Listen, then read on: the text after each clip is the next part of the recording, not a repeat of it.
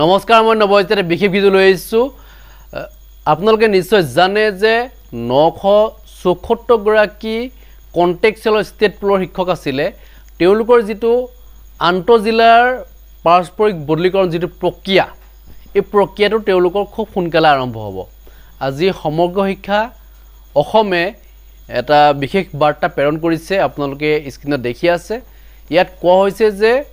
তেওঁলোকৰ যেটো বদলীকৰণ প্ৰক্ৰিয়া পাৰস্পৰিক বদলীকৰণ যেটো প্ৰক্ৰিয়া খুব সোনকালে আৰম্ভ হ'ব তেওঁলোকক সহযোগিতা কৰিবৰ কাৰণে ইতিমধ্যে জনাইছে এটো এটা তেওঁলোকৰ কাৰণে এটা ভাল খবৰ এতিয়া মই দ্বিতীয়টো খবৰ জনাব বিচাৰিছো যে আজি শিক্ষামন্ত্ৰী মহোদয়ে ঘোষণা কৰিছে যে পূৰ্বতে আপোনালোকে জানে যে 2024 চনৰ যেটো হায়াৰ সেকেন্ডাৰী ৰিজাল্ট তাত ৰেংকৰ ব্যৱস্থাটো নাছিলে উচ্চতৰ মাধ্যমিকৰ ফলাফল যেটো 10টাকৈ স্থান আছিল 2023 চনলৈকে 10টাকৈ স্থান দিয়া হৈছিল 2024 চনত সেই স্থান উঠাই দিয়া হল কোনধৰণৰ ৰেংকিং ব্যৱস্থা নাই এতিয়া উচ্চতৰ মাধ্যমিকৰ পৰা যেটো উঠাই দিয়া হল এতিয়া মেট্ৰিক পৰ্যায়টো যেটো উঠাই দিয়া হৈছে যে 2-3 বছৰৰ পিছত মেট্ৰিকতো কোনধৰণৰ স্থান নাথাকিব গতিকে এই যেটো পদক্ষেপ লোৱা হৈছে এই পদক্ষেপটো সিবিএসইৰ লগত একেলগে সিবিএসইৰ ল'ৰা-ছোৱালীবিলাকে যেনে ধৰণে সৰ্বভাৰতীয় পৰ্যায়ত ফেৰ মাৰিব পাৰিছে ঠিক তেনে ধৰণে সেবাৰ যিসমূহ ছাত্ৰ-ছাত্ৰী আছে তেওঁলোকেও এই সিবিএসই পৰ্যায়ৰ যেটো তেওঁলোকে একেটা ৰেংকতে তেওঁলোক যাব পাৰিব মানে সিবিএসই যেটো সৰ্বভাৰতীয় পৰ্যায়ত যেটো অনুষ্ঠিত হয় গতিকে সেই পৰীক্ষাটোৰ লগত একেলগে ফেৰ মাৰি তেওঁলোক আগবাঢ়ি যাব পাৰিব গতিকে এটা ভাল পদক্ষেপ যত নেকি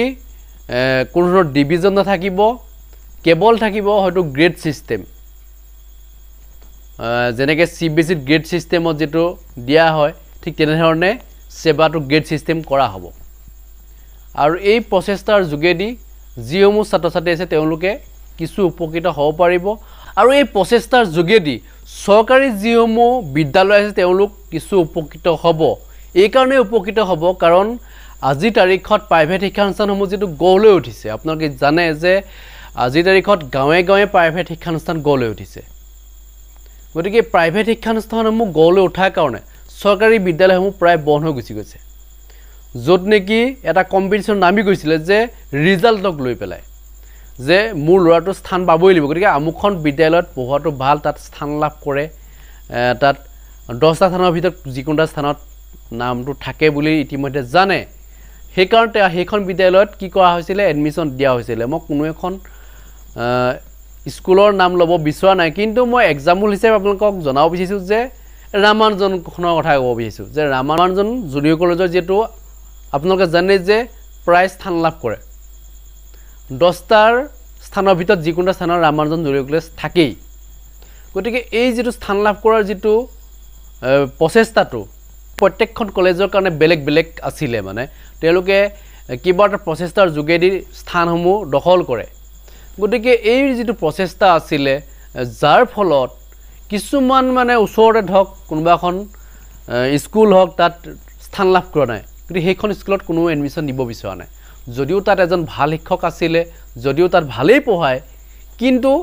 স্থান লাভ নকৰে ল'ৰা-ছোৱালীবিলাকে কাৰণ তাত ভাল ছাত্ৰ-ছাত্ৰী নগৈছিল মানে যদি স্কুলখন ভাল তাত যোৱা নাই কাৰণ তাত স্থান লাভ কৰা নাই যে আমুকখন বিদ্যালয়তে যে স্থান লাভ কৰিছে তাতেই গুচি গৈছিল এটো মানে কি নামত গুচি যায় এনেকুৱাও হয় লাগিলে তাত বেয়া ভক তাৰ পৰা ল'ৰা-ছোৱালী ধক ভাল ৰিজাল্ট নকৰকে মানে কি সকলোটো ভাল ৰিজাল্ট নকৰে দুইজনে কৰে কিন্তু নামটো ওলাই যায় যে আমুকত এনেকে দুজনে স্থান লাভ কৰিছে আমুকখন জুনিয়ৰ কলেজত বা তিনিজনে স্থান লাভ কৰিছে সেই নামটোতে যেটো গুচি যায় যাৰ ফলত কিছুমান ল'ৰা-ছোৱালী কি হয় মানে ভাল ৰিজাল্ট কৰিব নোৱাৰে কিছুমানে কৰিব পাৰে যাৰ কাৰণে কিছুমান ল'ৰা-ছোৱালী কি হয় ধ্বংসও হৈছে এনেকুৱা উদাহৰণ আছে গতিকে এই যেটো স্থান লাভক লৈ যেটো প্ৰতিযোগিতা এতিয়া যেটো নোহোৱা কৰিবলৈ গৈ আছে চৰকাৰখনে এটা ভাল পদক্ষেপ বুলি মই ক'ব বিচাৰিছো যাৰ জৰিয়তে ইতিমধ্যে চৰকাৰী বিদ্যালয়সমূহত যেটো ছাত্ৰ-ছাত্ৰী হ'বগে এতিয়া প্ৰাইভেট শিক্ষানুষ্ঠান হয়তো সকলোবোৰ নাথাকিবগে পাৰে কাৰণ তেওঁলোকে কেৱল ৰিজাল্টৰ কাৰণে যেটো ল'ৰা-ছোৱালীসমূহ গোটাইছিল যে আমি এনেকুৱা এটা ৰিজাল্ট বনাই দিম আপোনালোকৰ ল'ৰা-ছোৱালী আমাৰ স্কুলত পঢ়ুৱাওক এনেকুৱা এটা পৰিৱেশ তেওঁলোকে গঢ় দিব বিচাৰিছিল যে আমি ৰিজাল্ট বনাই দিম কিন্তু আপোনাৰ ল'ৰাটো আমাৰ স্কুলতে পঢ়ুৱাওক এই যেটো চিন্তা চৰ্চা তেওঁলোকে যেটো কৰিছিল গতি এই চিন্তা চৰ্চাৰ ক্ষেত্ৰত কিছু তেওঁলোকৰ এতিয়া প্ৰভাৱ বিস্তাৰ কৰিব কাৰণ তেওঁলোকে সেই প্ৰচেষ্টাৰ যোগে তেওঁলোকে ল'ৰা ছোৱালী আনিব নোৱাৰিব যে ৰিজাল্ট বনাই দিওঁ আপোনাৰ ল'ৰাটো আমাৰ ইয়াতে পঢ়ক এতিয়াৰ পৰা এটা গুণগত শিক্ষা দিব লাগিব যাতে ভাল শিক্ষাৰ জৰিয়তে যাতে তেওঁ সৰ্বভাৰতীয় পৰ্যায়ত যাতে উজ্জ্বলি উঠিব পাৰে তেনেকুৱা এটা শিক্ষা দিব লাগিব তেতিয়া হয়তো প্ৰাইভেট শিক্ষানুষ্ঠানখন জীয়াই থাকিব হয়তো এই যদি প্ৰচেছ যদি নল'বলৈ হয় তেতিয়াহ'লে হয়তো জীয়াই নাথাকিবও পাৰে বন্ধ হ'বও পাৰে মানে এই যিটো ৰিজাল্টক লৈ তেওঁলোকে যিটো এটা মাৰ্কেটৰ দৰে ধৰক এতিয়া যিটো ছিষ্টেম তেওঁলোকে গঢ় দিব বিচাৰিছিলে কিন্তু এই ছিষ্টেমত তেওঁলোকৰ এতিয়া বাধা আহিব যাৰ ফলত কিছুমান স্কুল বন্ধ হ'ব কিছুমান স্কুল হয়তো তেওঁলোকে নিজে বন্ধ কৰিবলৈ বাধ্য হ'ব গতিকে এই কথাখিনি মই এই কাৰণেই কৈছোঁ যে এই প্ৰচেষ্টাটোৰ যোগেদি বহুত ছাত্ৰ ছাত্ৰী উপকৃত হ'ব এই কাৰণেই কাৰণ তেওঁলোকে বিষয়বস্তুৰ ওপৰত সোমাব বিচাৰিব মানে তেওঁলোকে বিষয়বস্তুটো ভাল ধৰণে জানিব বিচাৰিব কাৰণ যিহেতু ইয়াত কোনো ধৰণৰ ৰেংকৰ ব্যৱস্থা নাথাকিব কোনো ধৰণৰ ডিভিজন ব্যৱস্থা নাথাকিব কেৱল তেওঁলোকে শিক্ষাটো ল'ব লাগিব যিটোৰ জৰিয়তে মানে গোটেই কথাবিলাক তেওঁলোকে যাতে বিষয়বস্তু যে ভালকৈ জানিব পাৰে তেওঁলোকে সেইটো ওপৰতহে যিটো ইয়াত গুৰুত্ব দিয়া হ'ব বুলি ইতিমধ্যে শিক্ষামন্ত্ৰী মহোদয়ে জনাইছে আজি কি কৈছে শিক্ষামন্ত্ৰী মহোদয়ে মই সেই মন্তব্য শুনাব বিচাৰিছোঁ ষ্টুডেণ্টজনক এইটোহে ইভালুৱেট কৰিব বিচাৰিছোঁ যে তেওঁ কিমান দূৰ জ্ঞানটো আয়ত্ত কৰিছে আৰু ডিভিজনটো নাথাকে আৰু এতিয়া ষ্টেণ্ডটো নাইকিয়া হৈ গ'ল 1-2 বছৰৰ ভিতৰত ডিভিজনটোও নাথাকে 1-2 বছৰৰ ভিতৰত ডিভিজনটোও নাথাকে ইয়াৰ বিপৰীতে থাকিব কেৱল উত্তীৰ্ণ অথবা অনুতীৰ্ণৰ ব্যৱস্থা কেৱল পাছ ফেইল আহিব আৰু কোনে কিমান নম্বৰ পালে সেইটো তেখেতৰ এটা প্ৰাইভেট কথা গতিকে সেইটো গোটেই ৰাজহুৱাকৈ প্ৰকাশ কৰাটো পৰা বিৰত থাকিব ফলাফল ঘোষণা কৰিব ফলাফল চাৰ্টিফিকেট ইত্যাদি চিধা ডিজিলকাৰত গুচি যাব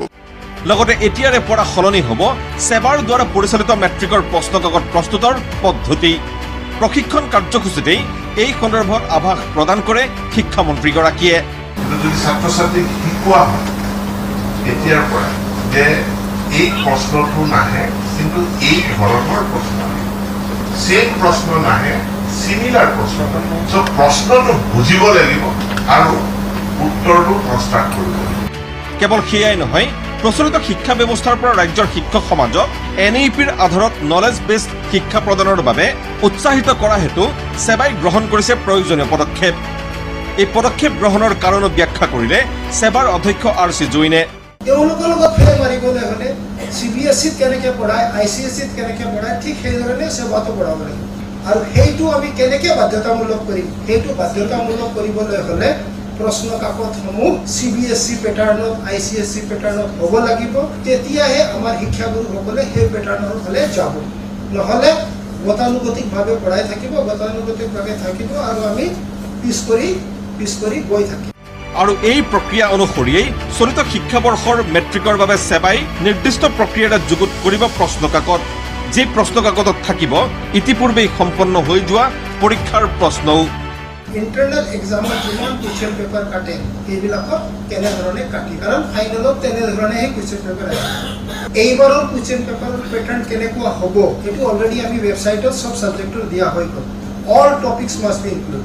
অল টপিকছ আৰু এইবাৰ যদি আমাৰ 2025ৰ কুৱেশ্যন পেপাৰ আহিব তাতে 2024ৰ ৰিপিট হ'ব 23ৰ কিছু ৰিপৰ্ট হ'ব কাৰণ আমি অল টপিকছ কভাৰ কৰিম